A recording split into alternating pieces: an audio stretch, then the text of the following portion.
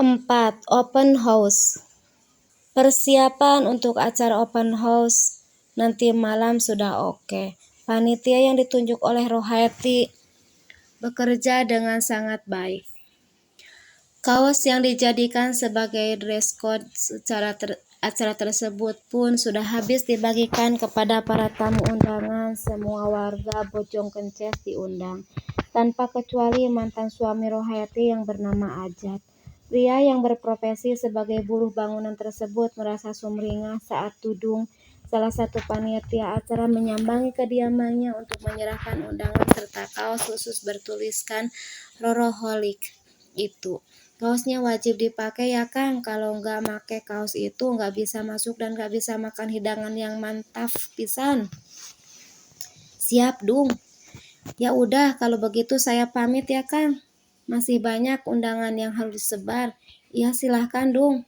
Usai mengucap salam, pemuda berperawakan gemuk itu pun menaiki motornya, meninggalkan Ajat yang mesem-mesem sendiri sambil memandangi kaos berwarna hijau stabilo dengan lekat.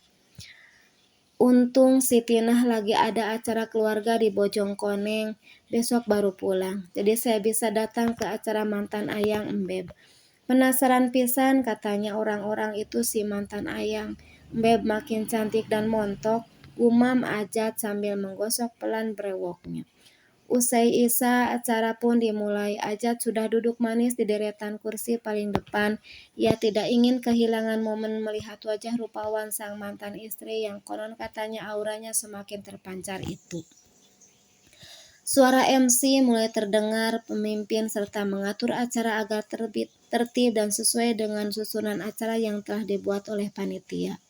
Hingga pada acara puncak, sang pembawa acara memanggil si empunya Hajat untuk naik ke atas panggung.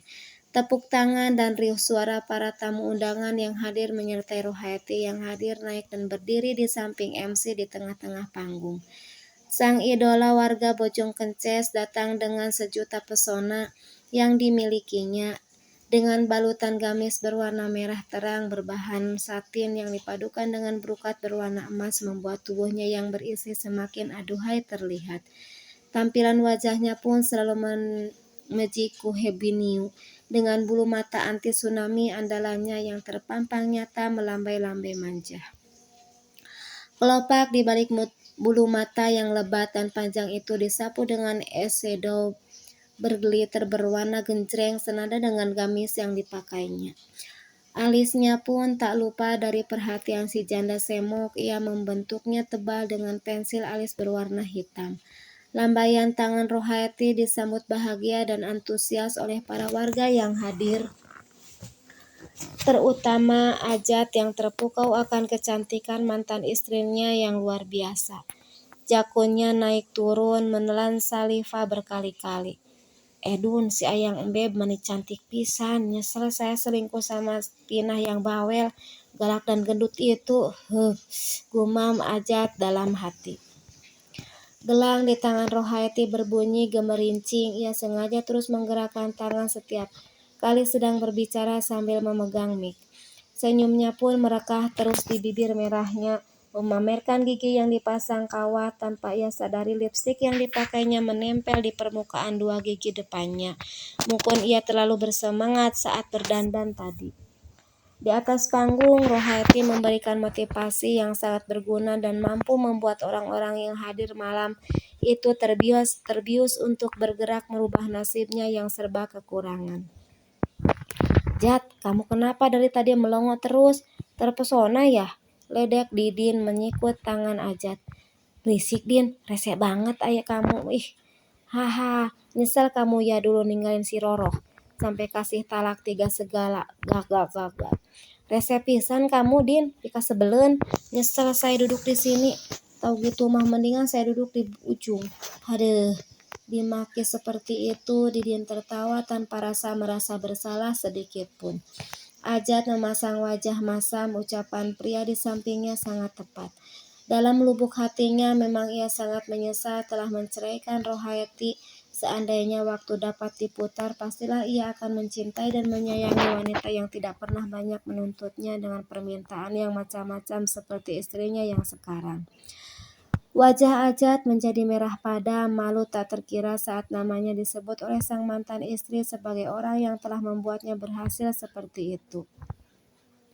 Walaupun hanya sebagai pembantu rumah tangga, namun Rohaiti sangat bersyukur karena ia bisa mewujudkan cita-cita ketiga adiknya untuk sekolah tinggi. Sorak seluruh tamu undangan yang hadir menyoraki Ajat yang salah tingkah. Tak tahan dengan keadaan seperti itu, pria berusia 35 itu bergegas meninggalkan acara. Tanpa diduga, Tina sang istri datang dan sedang berdiri di luar tenda sambil berkaca pinggang. Dengan bengis dan penuh dengan emosi, wanita berusia 30-an itu menjewer telinga suaminya. Sumpah serapah dan makian kasar pun keluar dari bibir tebalnya. Ampun Nyai, ampun, Ajat mengadu dan meringis kesakitan. Bisanya kamu pergi ke rumah si Roroh, gak pamitan sama saya. Pasti kamu kepincut kan sama ke bahenolan dan ke norakan mantan istri kamu itu, hah? Amit-amit Nyai, kepincut apanya? Akang malah sebel ya si Roroh. Kayak barongsai gitu. Masih cantikan Nyai kemana-mana atuh, ucap Ajat berdusta. Halah, pret.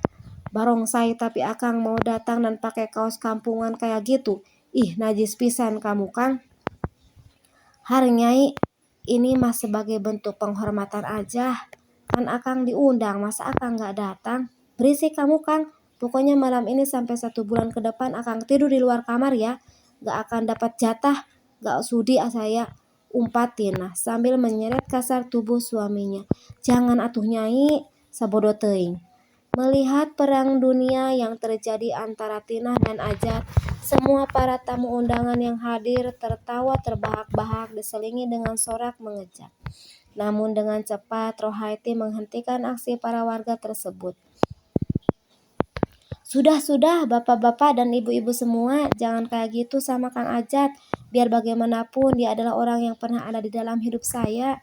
Kalau sudah dia nggak menceraikan saya, mungkin saya nggak akan bisa seperti sekarang. Penuturan Rohaiti menyentak hati semua orang. Para tamu undangan pun diam menyimak. Bapak dan Ibu semuanya, udah ya, sekarang kita ke acara selanjutnya, yaitu acara ramah tamah dari Sohibul Hajat Teh Roroh. Silahkan menikmati hidangan spesial yang telah dihidangkan di 2 meja di sebelah kiri dan kanan saya. Jangan berebut ya, semuanya harus antri dan tertib. Sang pembawa acara mengambil alih acara. Tanpa dikomando, para tamu undangan yang sedari tadi duduk tenang itu menadak berdesak-desakan demi bisa mendapatkan makanan lebih dulu. Rohaiti dan MC menggeleng-geleng sambil tertawa kecil. Dengan puas mereka menikmati hidangan yang disajikan oleh tuan rumah, semur ayam, rendang daging, sambal kentang ati, sup, dan semur jengkol tersaji di atas meja prasmanan yang disewa dari parias pengantin bersamaan dengan tenda dan kursi. Puas pisan ini mah, puji Adun kepada ketiga rekan yang duduk di dekatnya. Nya Dun, nikmat sekali, ada ayam, ada daging dan jengkol. Sedap, timpal Karsum dengan mulut penuh dengan nasi. Coba ya si Roroh pulang kampungnya tiap bulan, pasti kita bisa makan enak terus. Hahaha, tambah Kasman.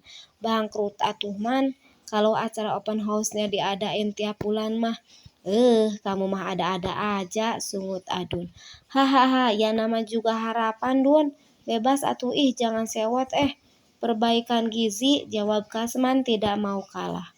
Perbaikan gizi apa? Badan udah kayak gajah Sumatera oge. Haha, ledek Adun. Kasman diledek seperti itu ikut tertawa bersama teman-temannya. Mereka kembali melahap hidangan yang masih tersisa di piring. Sesekali kepala mereka bergoyang mengikuti alur musik dari organ tunggal di panggung. Sang biduan berdendang sambil memanggil para tamu undangan agar mau menyawernya. Malam beranjak, tak terasa waktu pun telah menunjukkan pukul 23 waktu Indonesia Barat.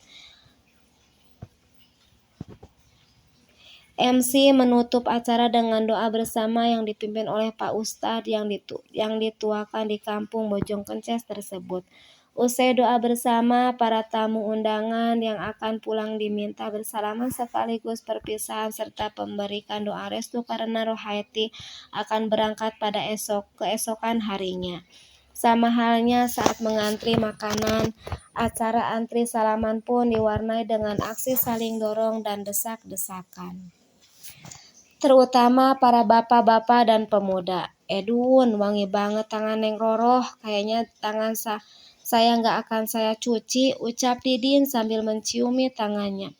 Haha, gelos ya, ledek Adun. Keduanya pun tertawa dan melanjutkan perjalanan menuju rumahnya masing-masing. Setelah semua orang pulang, kediaman Rohaiti sepi kembali. Yang terlihat hanya ada kerabat dan sanak saudara yang sedang berberes-beres dan memunguti sampah bekas minuman gelas. Mai yang turut serta membantu memungut sampah tanpa sangat bersemangat. Malam itu ia mengenakan celana bahan hitam dan kemeja kuning yang dibelikan oleh si empunya Hajat di pasar kemarin. Setelah kemasan air gelas terpungut semua, akhirnya Mai pun berpamitan dengan seluruh keluarga Rohaiti. Kepada seluruh keluarga Rohaiti. Neng, besok jangan lupa ya jam 6 harus sudah di sini. Biar sampai rumah majikan siang, kita bisa istirahat panjang karena lusa kita sudah mulai kerja. Iya teh, Mae pamit ya. Assalamualaikum. Waalaikumsalam. Mae meninggalkan kediaman Rohaiti ditemani sang ayah. Di sepanjang perjalanan pulang keduanya asik ngomong-ngobrol.